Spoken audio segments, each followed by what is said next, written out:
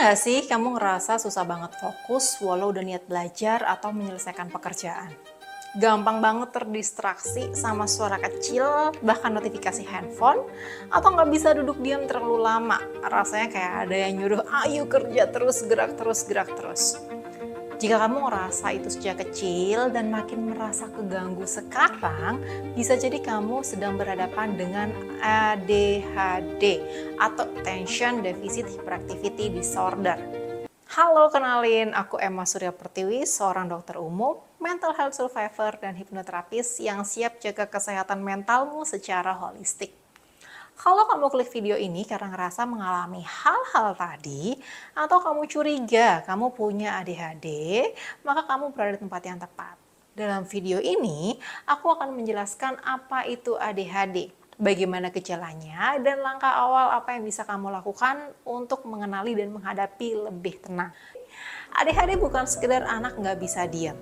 Banyak orang yang terlihat tenang, ternyata juga punya ADHD. Ada 3 tipe ADHD menurut DSM-5. Yang pertama tipe inattentif, biasanya pelupa, nggak fokus, sering melamun. Yang kedua tipe hiperaktif, impulsif, nggak bisa diam, cepat bicaranya, atau sulit menahan diri.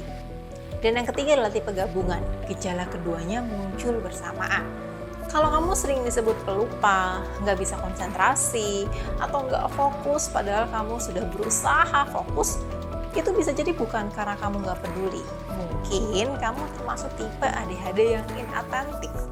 Menurut DSM-5, gejala ADHD harus muncul sebelum usia 12 tahun, bertahan lebih dari 6 bulan, dan muncul di minimal 2 lingkungan, misalnya seperti sekolah, rumah, atau di lingkungan sosial.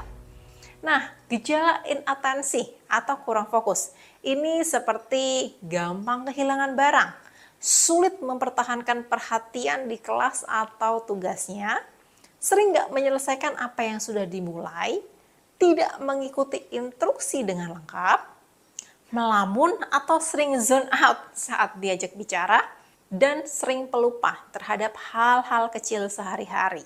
Nah, untuk gejala hiperaktif impulsif biasanya tidak bisa duduk tenang, sering menggoyang-goyangkan kaki, bangkit dan jalan berlari tanpa alasan, terlalu banyak bicara, bahkan sering menyela orang lain saat bicara, dan bisa menjawab sebelum pertanyaan selesai. Sulit menunggu giliran, atau selalu bergerak seperti pakai mesin. Lalu kenapa sih seseorang bisa mengalami ADHD? Banyak orang yang terkena ADHD itu tumbuh dengan pikiran, aku tuh males, aku tuh bandel, aku nggak normal. Padahal ADHD ini bukan hanya disebabkan karena dia malas atau bandel, tapi punya penjelasan ilmiah yang nyata nih teman-teman. Yang pertama, struktur otak dan neurobiologis. ADHD adalah gangguan neurodevelopmental. Artinya, otak berkembang secara berbeda sejak kecil.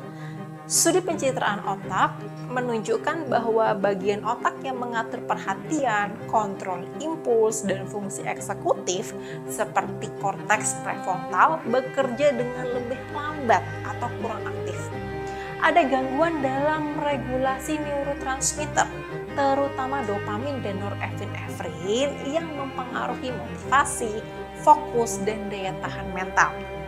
Jadi bukan karena kamu gak mau fokus, tapi otakmu butuh cara kerja yang berbeda untuk bisa bertahan di satu hal. Yang kedua, faktor genetik atau keturunan. ADHD bisa diturunkan dalam keluarga. Jika ada orang tua atau saudara kandung yang punya ADHD, kemungkinan kamu bisa terkena ADHD 60 hingga 70%. Jadi kalau kamu punya ayah, ibu, atau kakak yang juga susah fokus, cepat bosan, atau super aktif, mungkin ini bukan hal baru di keluargamu. Yang kelima, faktor lingkungan di awal kehidupan. Beberapa kondisi saat kehamilan dan masa awal bayi dapat meningkatkan resiko ADHD. Misalnya, paparan asap rokok atau alkohol selama kehamilan, lahir prematur atau berat badan lahir sangat rendah, infeksi saraf pusat pada saat bayi, paparan stres berat atau kekerasan di usia dini. Tapi ingat, ini hanya faktor resiko ya, bukan semua orang yang mengalaminya akan terkena ADHD. Tapi jika kamu punya kerentanan biologis, lingkungan bisa memperkuat pengaruhnya nih teman-teman. Satu hal yang perlu kamu tahu, bahwa ADHD bukan disebabkan karena kamu dibesarkan dengan cara yang salah. Bukan karena kamu dimanja, kurang disiplin, atau terlalu banyak main game. Tapi, pola asuh dan lingkungan bisa mempengaruhi bagaimana gejala ADHD muncul dan berkembang. Misalnya, anak ADHD yang sering dikritik bisa tumbuh dengan rasa percaya diri yang rendah. Jadi kalau kamu punya ADHD itu bukan salah kamu. Ini tentang bagaimana otakmu bekerja, dan kalau kamu ngerti itu, kamu bisa mulai menemukan cara yang cocok untuk pulih dari ADHD. Gimana sih ADHD bisa mempengaruhi kehidupan sehari-hari? Di sekolah atau di tempat kerja. ADHD sering bikin kamu susah bertahan fokus lebih dari beberapa menit. Gampang terdistraksi oleh suara, gerakan, bahkan pikiran sendiri. Sering nggak selesai mengerjakan tugas atau lupa bawa perlengkapan tugas. Sering ditegur karena nggak memperhatikan atau nggak serius.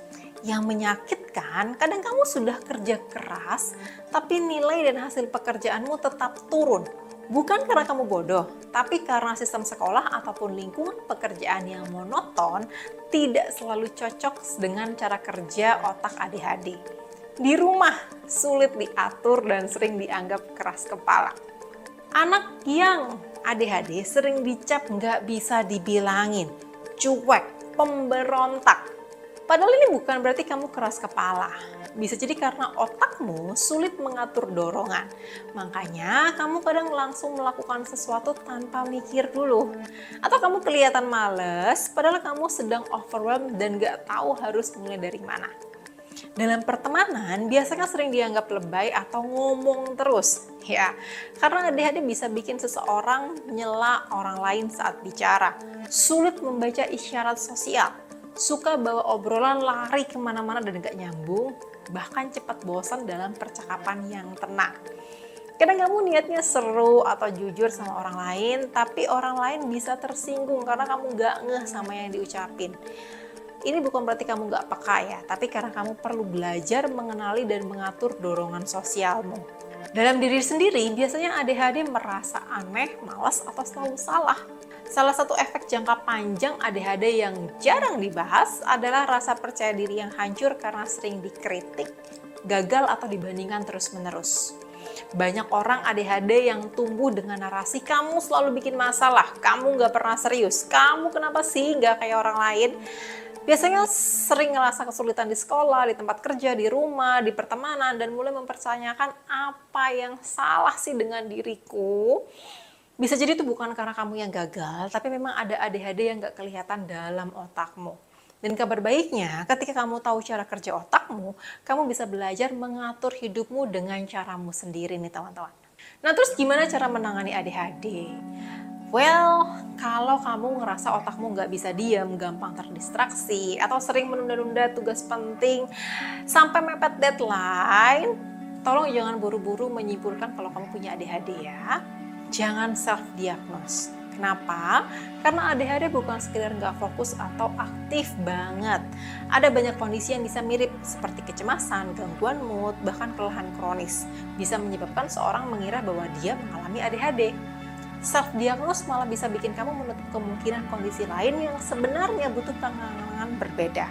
Jadi, diagnosa ADHD butuh evaluasi lengkap, termasuk riwayat masa kecil, pengamatan perilaku, dan wawancara klinis. Langkah awal adalah konsultasi ke psikolog, psikiater, atau tenaga profesional lain yang bisa membantu kamu menyeleksi dirimu sendiri dan mengetahui apakah memang benar kamu mengalami ADHD. Namun jika saat ini kamu nggak punya akses ke tenaga kesehatan profesional, mulai dari hal-hal kecil berikut. Yang pertama, buat sistem, bukan mengandalkan ingatan saja. ADHD bikin kamu gampang lupa dan pindah-pindah fokus.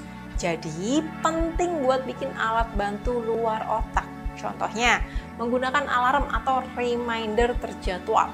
Catat tugas harian di sticky notes atau aplikasi, serta gunakan satu tempat khusus untuk menyimpan barang penting seperti handphone, charger, dompet.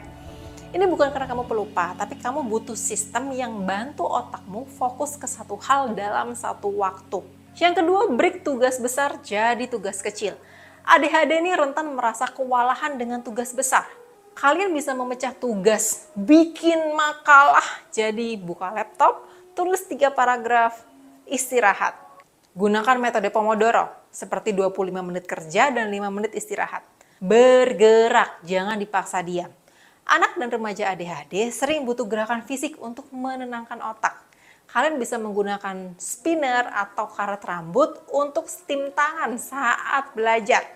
Belajar sambil berdiri atau berjalan pelan sambil menghafal juga sangat membantu. Kalian bisa menyisipkan olahraga ringan setiap hari seperti jogging dan stretching. Ciptakan ruang bebas gangguan. Lingkungan sangat mempengaruhi fokus kamu. Jadi saran saya, belajar di tempat yang minim distraksi. Hindari multitasking. Gunakan headphone noise cancelling atau jauhkan handphone saat harus menyelesaikan tugas selama 20 hingga 30 menit. Tapi kamu harus segera cari bantuan profesional jika gangguan ADHD ini sudah mengacaukan hidupmu secara konsisten.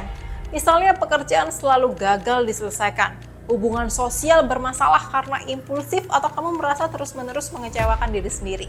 Bahkan kamu mulai kehilangan motivasi karena merasa aku nggak bisa berubah, atau kamu sudah mencoba semua cara mandiri tapi tetap gagal fokus. Ingat, ADHD bukan hanya karena kegagalan karakter, tapi soal gimana otakmu bekerja dan kamu berhak dibantu untuk menyesuaikan cara hidupmu. Lalu apakah ADHD bisa sembuh? ADHD bisa dikontrol seumur hidup, ya. Karena ADHD ini adalah kondisi neurodevelopmental seumur hidup yang gejalanya bisa berubah seiring berjalannya waktu. Saat anak-anak biasanya dominan hiperaktif. Saat remaja, mulai muncul masalah fokus, motivasi, dan impuls. Nah, ketika dewasa sering muncul sebagai burnout, disorganisasi, penghindaran ekstrim. Jadi ADHD nggak selalu hilang, tapi kamu bisa belajar berdamai dan mengatur hidupmu dengan cara yang baru.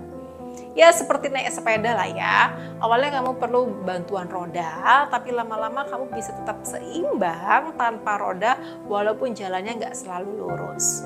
Tips jangka panjang untuk ADHD, kalian harus bisa menemukan struktur yang dibentuk sendiri agar bisa membantu otak lebih fokus menjalankan kegiatan maupun aktivitas sehari-hari. Pilihlah jalur pendidikan atau pekerjaan yang sesuai dengan kekuatanmu. Misalnya kamu suka fokus dengan kreatif, fleksibel, atau dinamis, itu harus menyesuaikan. Bangun relasi yang sehat dengan orang-orang yang nggak menghakimi, tapi mendukung kamu.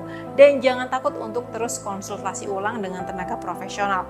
Karena ADHD bukan satu kali tes, satu kali konsultasi, tapi ini adalah proses hidup. Punya ADHD bukan berarti kamu lemah, tapi kamu punya cara unik untuk berpikir. Kamu tetap bisa hidup produktif dan bisa tetap sukses, tapi mungkin jalannya harus kamu bentuk sendiri dengan benar.